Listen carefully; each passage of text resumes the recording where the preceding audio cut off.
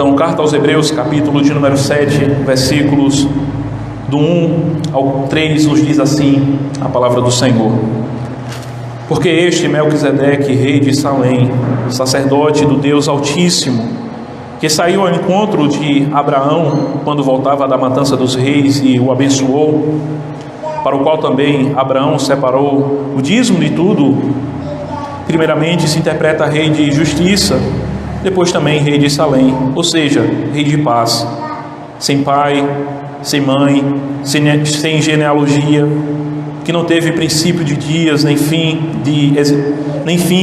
de existência, entretanto feito semelhante ao Filho de Deus, permanece sacerdote perpetuamente. Amém.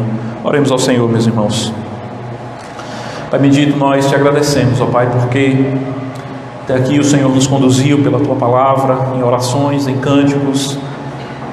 A Tua igreja esteve reverentemente ao Senhor, adorando ao Senhor, bendizendo ao Senhor, ó Pai. E enfim chegamos a este momento do Teu culto, ó Pai, momento em que o Senhor fala aos nossos corações por meio da Tua Palavra.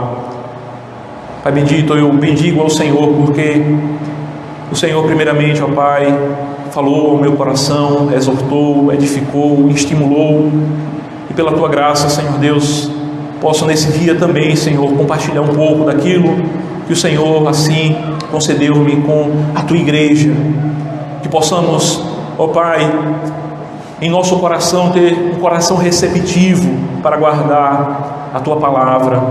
É o que nós te pedimos, ó Pai. Aplica a Tua Palavra com Teu Espírito aos nossos corações, em nome de Jesus. Amém.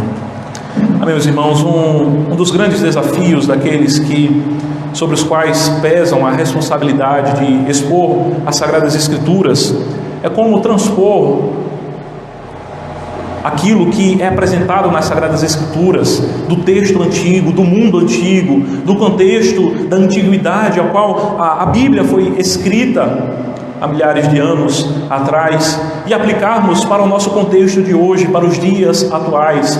Este é o grande desafio do pregador contemporâneo e o texto antigo: como aplicar às nossas vidas aquilo que brota das Sagradas Escrituras, tendo em vista tudo aquilo que nos é apresentado na gloriosa Palavra do Senhor. Essa carta aos Hebreus é bastante desafiadora, porque ela vai lidar com aspectos aos quais nós não lidamos ao longo da nossa caminhada cristã. Esses irmãos estavam ali lidando com aspectos do judaísmo. Enquanto esses irmãos estavam recebendo essa carta, o templo ainda existia, os sacerdotes estavam realizando os sacrifícios no segundo templo que foi construído. Então, esse era o contexto daqueles irmãos. Aquilo com que nós nos identificamos é o sofrimento a qual esses irmãos eles estavam enfrentando, mas certamente tudo aquilo que é nos apresentado nessa carta aos Hebreus, de alguma forma é aplicável a toda a igreja do Senhor Jesus Cristo. Todo o conselho de Deus é aplicável à igreja do Senhor, aos crentes em Cristo Jesus. E dentro daquilo que nós observamos nessa carta, os capítulos iniciais, esses capítulos que vão do capítulo 1 até chegar aqui nesse capítulo 7, eles são como que, o comentarista William Hendricks, ele diz que são como que capítulos introdutórios, nos quais nós podemos ver também uma facilidade que temos de poder expor aquilo que foi apresentado nesses capítulos. Capítulo 1 vai tratar acerca do aspecto da revelação de Deus, como é que Deus fala, né? Então nós vemos ali, nós pregamos nesse texto. Vai falar também em seguida de outros aspectos quanto à entrada no descanso de Deus, né? Como é que nós precisamos nos importar, quais são as atitudes que precisamos ter nessa jornada que estamos trilhando para a Canaã celestial, para o descanso de Deus, aquilo sobre o que todos nós estamos empenhados. Vai tratar da negligência e dos perigos da negligência, vai apresentar Cristo como sendo superior aos anjos, os anjos que são tão desejados pelas pessoas, as pessoas desejam tanto, né, ver um anjo, né, é comum entre muitas comunidades cristãs, crentes que desejam ver anjos. E a carta aos Hebreus vai expor e nos apresentar Cristo como sendo aquele de superior glória aos anjos. e acessível a todos nós pela sua graça, e que pela fé nós nos achegamos a Cristo. E finalmente aqui o autor aos Hebreus chega no capítulo 7, onde ele vai, de modo amplo, ele vai explicar acerca do sacerdócio de Cristo, aquele que é o supremo sacerdote, aquele que é o sumo sacerdote, aquele que é o perfeito sacerdote. Esses aspectos quanto ao sacerdócio de Cristo já estava sendo tratado em momentos anteriores, mas de modo muito resumido. Capítulo 2, capítulo 3 e capítulo 5 também, de modo específico, vai citar o texto lá do Salmo 110, acerca de Melquisedeque. E aqui nesse texto, no capítulo 7, ele vai expor de modo mais ampliado acerca do sacerdócio de Cristo. E vai levantar mais uma vez o exemplo de Melquisedeque, vai apresentar mais uma vez esse exemplo desse sacerdote. E a dificuldade que nós encontramos é justamente essa, né? Como aplicar a nossa realidade esse aspecto. Nós não somos judeus, nós não encontramos judeus aí pelas ruas de Toritama. Eu acredito que ninguém encontrou até agora um judeu propriamente dito, né? E muito menos aquilo que os sacerdotes que haviam nesse período, que estavam realizando sacrifícios. Nós não vemos isso por aí. Então como é que nós podemos aplicar às nossas vidas essas verdades? É aquilo que nós esperamos responder ao longo de toda essa exposição que faremos deste capítulo 7 da carta aos Hebreus. Então, meus irmãos, o autor aos Hebreus ele vai mencionar o exemplo de Melquisedeque. Como nós lemos, ele é apresentado como sendo rei de Salém. Ele é aquele que é apresentado como um sacerdote do Deus Altíssimo, um homem com um sacerdócio legítimo, ainda que não procedesse da tribo de Levi, de onde eram suscitados no povo de Israel aqueles que ministravam no santuário, aqueles que ministravam no templo do Senhor. É um homem de aspectos extraordinários que é apresentado aqui. Esse homem não era da tribo de Levi, todavia ele é apresentado como sendo um verdadeiro sacerdote do Senhor, alguém que de fato é aprovado pelo Senhor como sacerdote do Senhor. E o que deixa essas marcas é justamente a condução como Abraão se importa para com ele. Abraão que é o pai da nação de Israel, Abraão que é o pai de Levi, ou o tataravô, mas nós entendemos assim como sendo o pai de toda a nação de Israel, do qual viria também Levi, a tribo que ministrava no tabernáculo do Senhor. Quando ele se encontra com esse homem, ele o trata com respeito e dignidade, e ele reconhece o seu sacerdócio. Ele de fato reconhece Melquisedeque como sendo um sacerdote do Deus Altíssimo. Ele paga o dízimo de tudo quanto ele havia conquistado. É aquilo que nós vemos lá em Gênesis capítulo 14, quando Melquisedeque vai ao seu encontro. Abraão lhe permite ser abençoado por ele. É aquilo que nós vamos ver nos versículos do 4 em diante. Então de fato esse homem era o verdadeiro sacerdote do Senhor, alguém com a aprovação do Senhor. E ele é interpretado aqui pelo autor aos Hebreus como sendo, na sua interpretação, conforme nós observamos no versículo 2, que se interpreta rei de justiça. É dito rei de justiça porque justamente da palavra hebraica, de onde vem o nome Melquisedeque, é a junção das palavras rei e justiça, é o Melech e o Tzedek. A junção dessas duas palavras forma o nome Melquisedeque. Daí então essa interpretação que o autor da carta aos Hebreus ele apresenta, tratando o Melquisedeque como sendo de fato um rei de justiça. Em meio a um mundo ímpio, esse homem era um homem que se importava com a justiça que provinha do Senhor.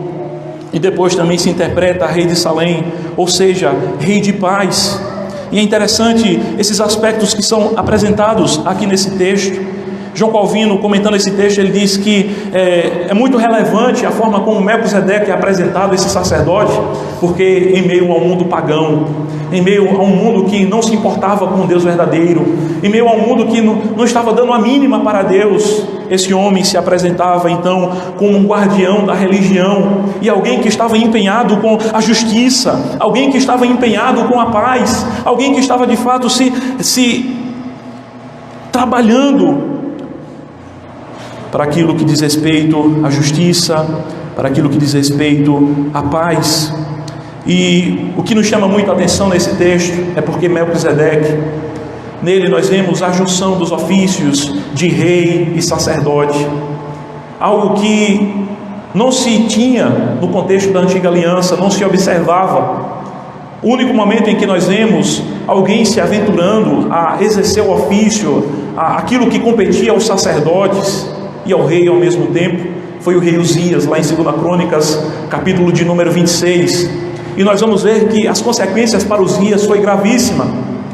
Ele foi alvo do juízo de Deus e terminou como que um leproso, justamente porque ele quis queimar incenso no templo do Senhor, se ensoberbeceu a sua alma e quis fazer aquilo que não era próprio dele, que não lhe foi ordenado, que não lhe era permitido. Todavia nós vemos aqui esse aspecto distinto de Melquisedeque, como sendo alguém que era tanto rei de Salém, como também era sacerdote. E que mais nós podemos pensar nesse sentido? É justamente aquilo que o texto vai continuar apresentando, quando ele diz rei de paz, sem pai, sem mãe, ou nós podemos entender também como sem pais, com pais desconhecidos, não sabia de onde esse Melquisedeque ele havia procedido, não havia uma genealogia para o apresentar, assim como era com os levitas. Sem pai, sem mãe, sem genealogia, não teve princípio de dias nem fim de existência. E quem é, meus irmãos, que nós podemos pensar nesses aspectos?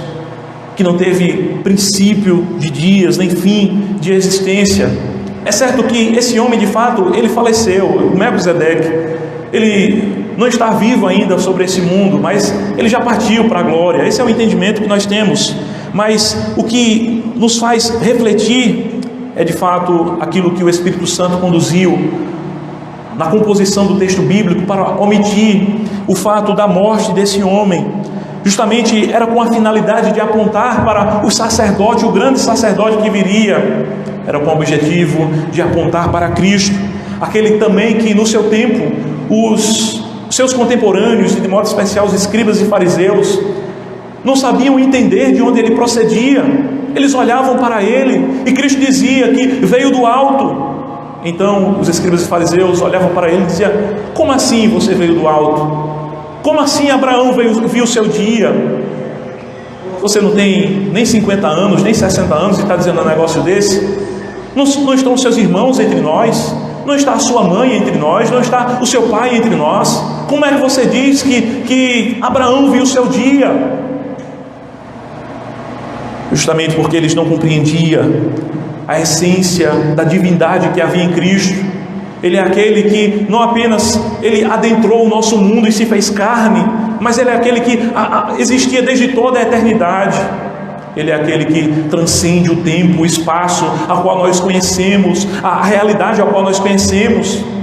Antes dele se fazer carne, antes dele nascer do ventre, ser gerado no ventre da Virgem Maria, ele já existia. Ele é aquele que existe desde toda a eternidade. Ele é eternamente gerado. Essa é a nossa confissão que nós temos acerca de Cristo. E aqui Melquisedeque, ele serve como essa tipologia que vai apontar para Cristo, aquele que de fato não tem princípio de dias e que não tem fim de existência, aquele que é eterno, aquele que não morre jamais. Por isso ele é apresentado como sendo semelhante ao Filho de Deus, aquele que permanece sacerdote perpetuamente. Cristo, ele é aquele que, como sacerdote e rei, ele continua por toda a eternidade governando. Ele é o governante supremo. Ele é aquele sobre o qual nós podemos confiar. Ele é aquele que jamais terá fim o seu governo. Ele é aquele que o seu sacerdócio jamais deixará de ser exercido, porquanto ele é eterno. Essa é a verdade que a palavra do Senhor nos apresenta acerca daquilo que o Senhor nos quer instruir. E é interessante, meus irmãos, porque por mais que muitas vezes possamos refletir acerca disso, os homens continuam a perguntar: onde está o rei? Onde está o verdadeiro governante? Onde está de fato aquele que vai trazer justiça? Onde está de fato aquele que vai trazer paz? A palavra do Senhor já nos apresenta quem é o governante perfeito. A palavra do Senhor nos apresenta quem é aquele que verdadeiramente traz a justiça, aquele que verdadeiramente traz a paz. Mas esse mundo continua perguntando: onde está o rei? Onde está o governante que vai trazer paz a este mundo? Onde está de fato aquele que vai trazer a justiça sendo aplicada aos homens? Infelizmente, meus irmãos, por mais triste que pareça, a própria igreja, muitos daqueles que estão dentro da igreja, muitos daqueles que conhecem a revelação de Deus, muitos daqueles que conhecem e que lhes foram pregados sobre essa verdade de que Cristo Jesus, Ele é o governante supremo, Ele é o rei legítimo e Ele é o sacerdote eterno. Parece que os crentes talvez vão se perguntar também: onde é que está o rei? Onde está o governante? Onde está aquele que vai trazer paz?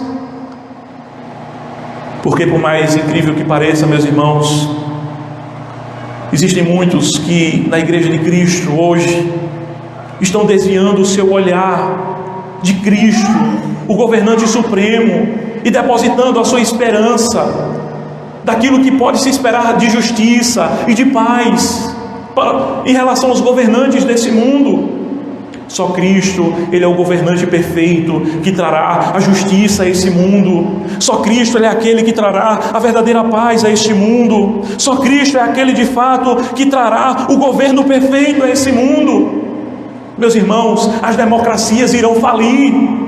Meus irmãos, todos os sistemas de governos que nós conhecemos nesse mundo haverão de ruir. Eles irão cair, eles irão fracassar. Só existe um governo que é eterno, o governo do reino dos céus, que já está entre nós, que já está no coração daqueles que conhecem a Cristo, que está no coração, na vida, na alma e em tudo que há em nós, daqueles que confessam a Cristo como Senhor e Rei. E aí, em relação a este, meus irmãos, que nós damos a nossa vida, em relação a esse governante, que nós entregamos o nosso ser, que nós fazemos a confissão da nossa alma, que nós fazemos com os crentes ali do início da igreja, quando chegavam para eles e perguntavam: quem é o Senhor? Diga, vamos, abra sua boca, diga que César é o Senhor. Então os cristãos abriam seus lábios destemidamente e diziam: Jesus Cristo, Filho de Deus, é o Senhor. E meus irmãos, por mais inusitado que isso possa parecer, parece que esta é a confissão que está faltando nos lábios da igreja de Cristo.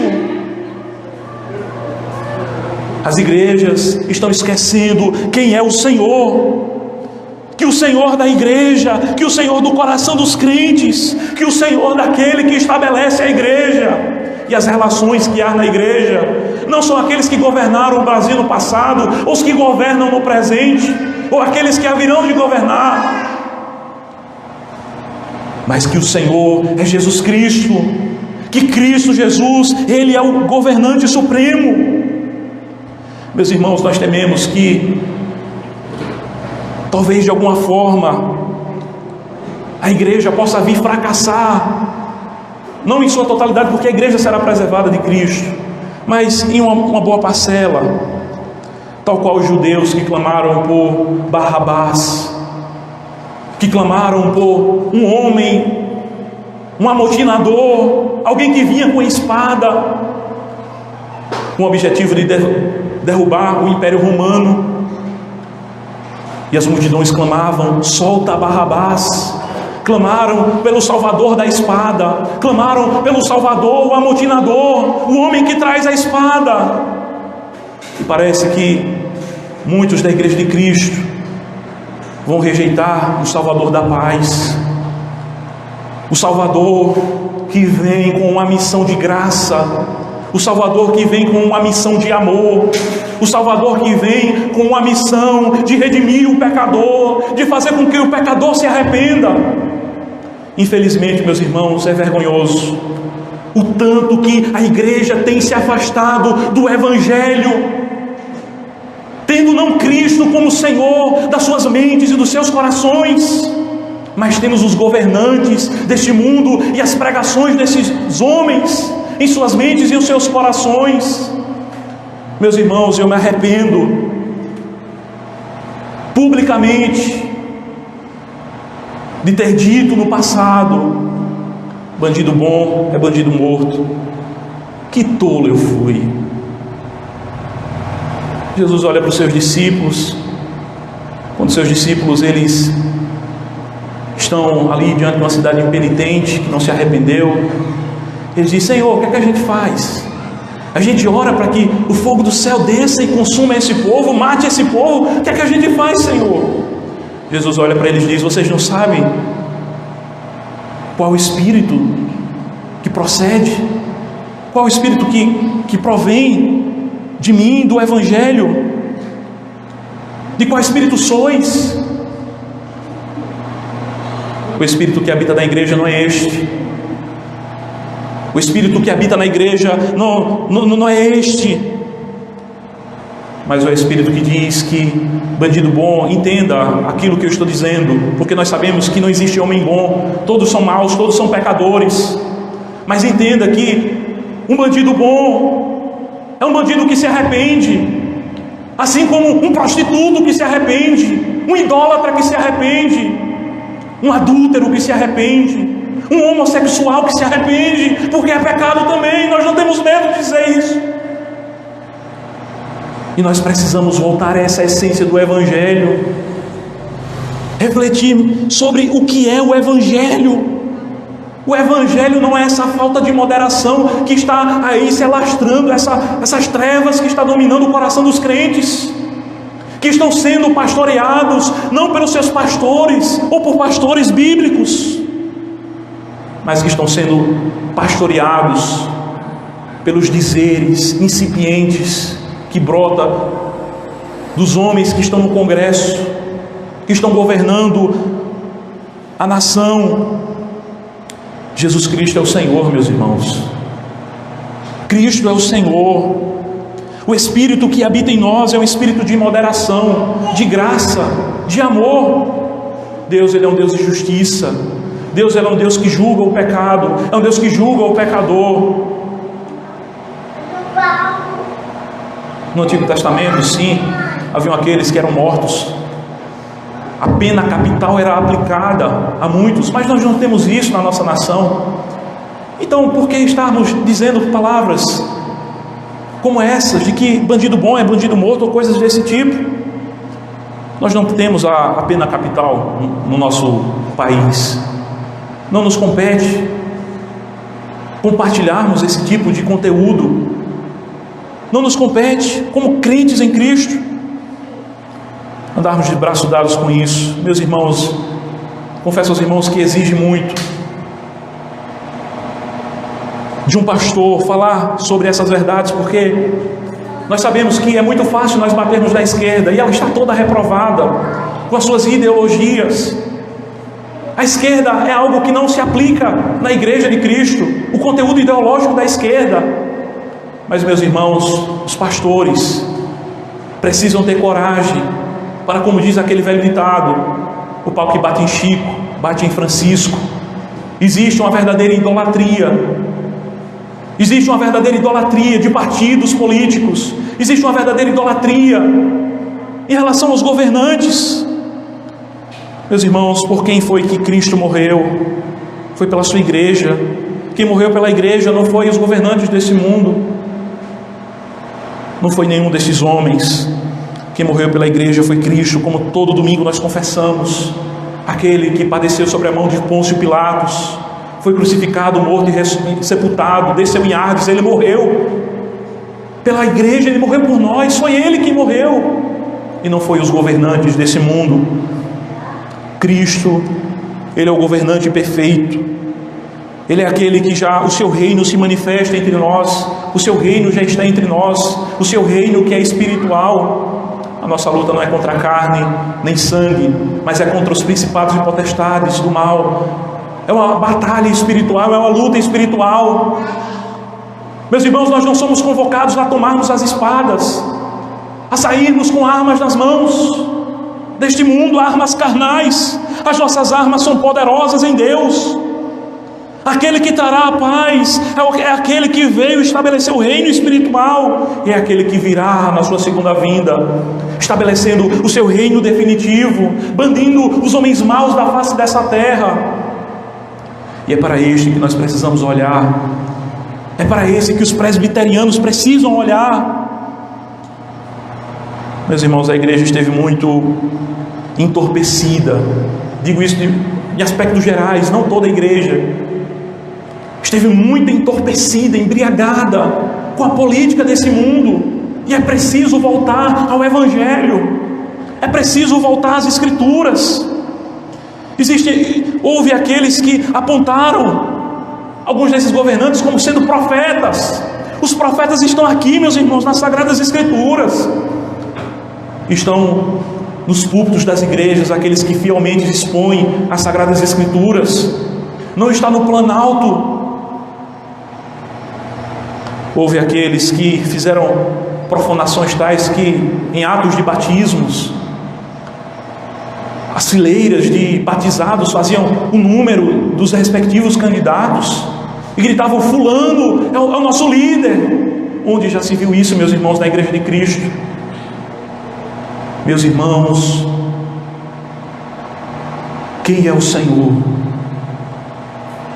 Cristo nos pergunta, assim como essa pergunta ressoa aos nossos ouvidos, assim como ressoava na igreja em tempos passados: quem é o Senhor? A confissão da igreja é que Cristo é o Senhor, é que Cristo é o nosso líder, é que Cristo é o Senhor da nossa alma, da nossa vida, do nosso ser, e não os homens e os governantes desse mundo.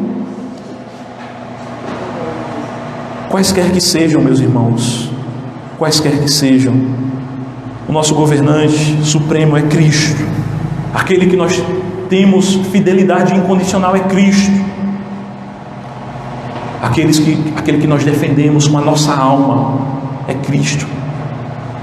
Nós não temos a nossa vida preciosa para defender Cristo, para proclamar Cristo, para declará-lo como Senhor das nossas vidas. Por isso, observe a ênfase que o texto dá na sequência. Versículo 4, ele diz: considerai. É uma chamada, é uma chamada à atenção mesmo. Considerem, prestem atenção, como era grande aquele a quem Abraão, patriarca, pagou o dízimo, tirando dos melhores despojos. Então ele vai continuar fazendo a exposição de Melquisedeque. Nós não iremos entrar em todos os detalhes, porque nós estamos em um sermão e não estamos fazendo um comentário bíblico, mas o fato é que Melquisedeque era um sacerdote que apontava para Cristo, e Cristo é aquele que é o rei sacerdote de fato esperado, para o qual Melquisedeque apontava em sua história, em sua pessoa, que foi registrada nas Sagradas Escrituras. Em Cristo Jesus nós recebemos a perfeição que não se encontrou no sacerdócio da antiga aliança, que não se encontrou no reinado da antiga aliança. Entrava rei, saía rei, entrava rei que era entronizado, morria rei, surgia outro, e não havia perfeição assim também em relação aos sacerdotes. Cristo, ele é aquele que é o perfeito rei, o perfeito sacerdote também. Ele é aquele que é o verdadeiro legislador também. Versículo 12 diz: quando se muda o sacerdócio, necessariamente há também mudança de lei. Cristo é aquele que vem trazer uma nova administração do pacto da graça, um pacto que não é diferente. Aquilo que nós vemos no antigo é a mesma coisa que nós vemos no novo, mas é administrado em aspectos diferentes. Cristo é o legislador do novo pacto. Versículo 16 diz: constituído não conforme a lei de mandamento carnal, ou seja, Cristo é constituído não por uma cerimônia externa, como eram os sacerdotes levíticos, mas ele é constituído pelo poder da vida, do Deus que tem a vida em suas mãos, do Deus que possui os céus e a terra, conforme é descrito na bênção de Melquisedeque. a Abraão lá em Gênesis 14, versículo 2. Ele é constituído assim pelo poder de vida indissolúvel.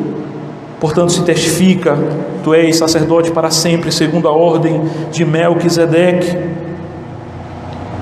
Versículo 18 diz: portanto, por um lado se revoga a anterior ordenança por causa da sua fraqueza e inutilidade, pois que nunca aperfeiçoou coisa alguma a lei.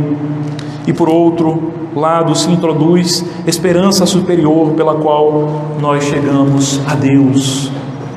Nesse sacerdote nós temos a esperança que os sacerdotes da antiga aliança não podiam trazer, ou mesmo os reis.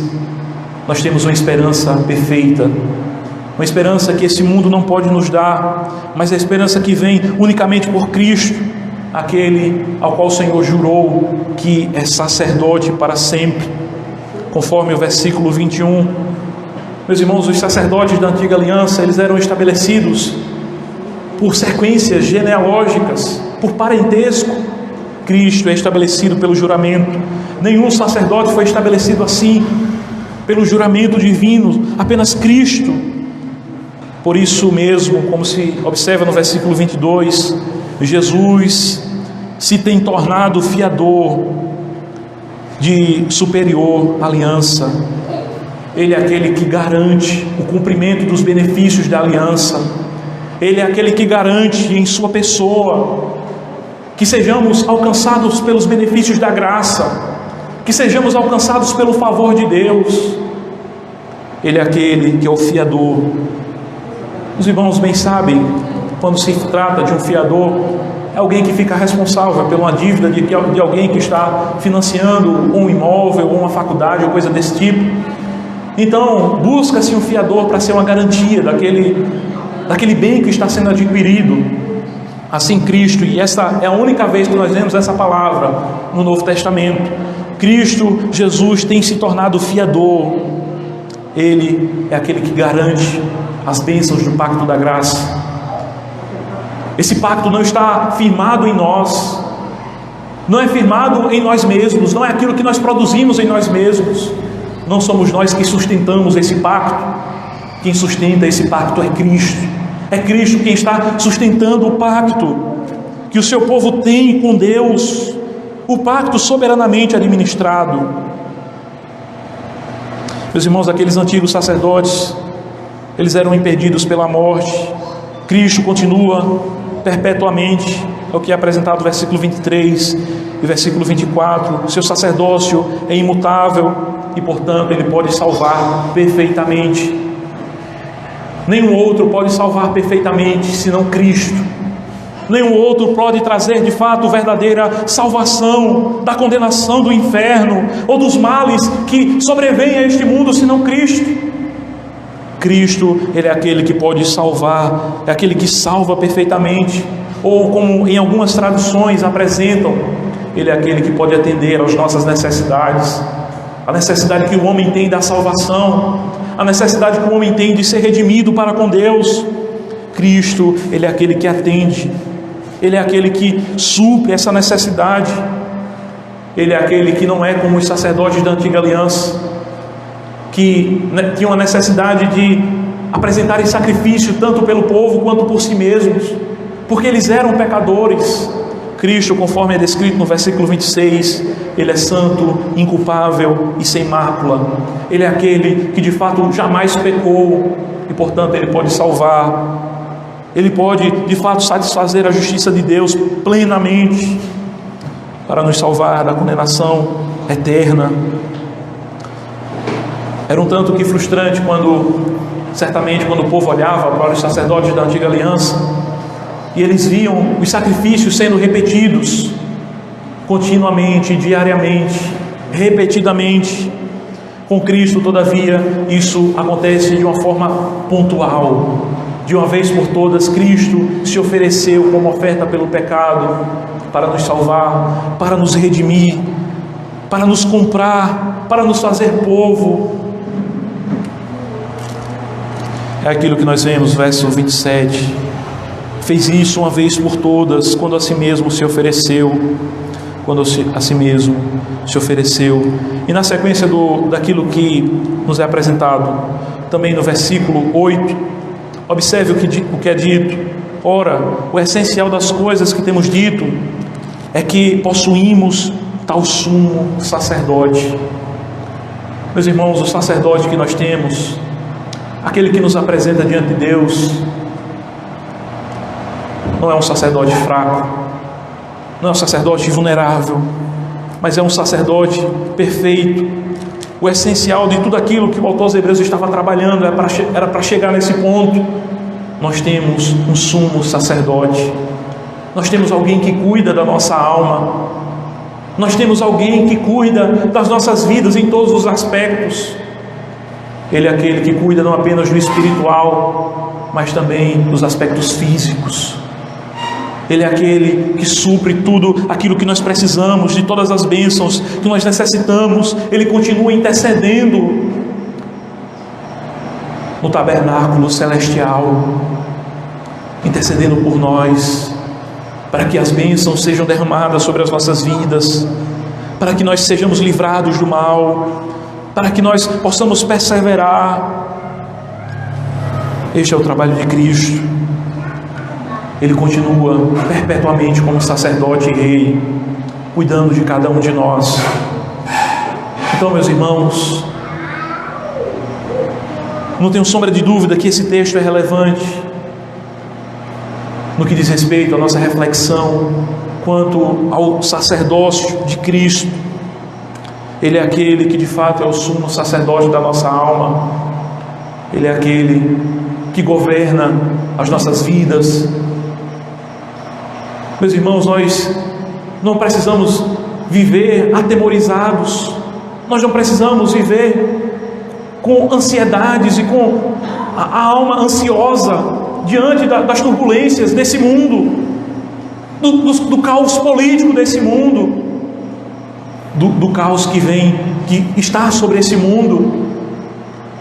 Guerras, rumores de guerras, catástrofes, assassinatos continuamente, homens impiedosos. Cristo continua cuidando da sua igreja, Cristo continua cuidando do seu povo. Cristo é o nosso sacerdote, o nosso rei, o nosso governante supremo.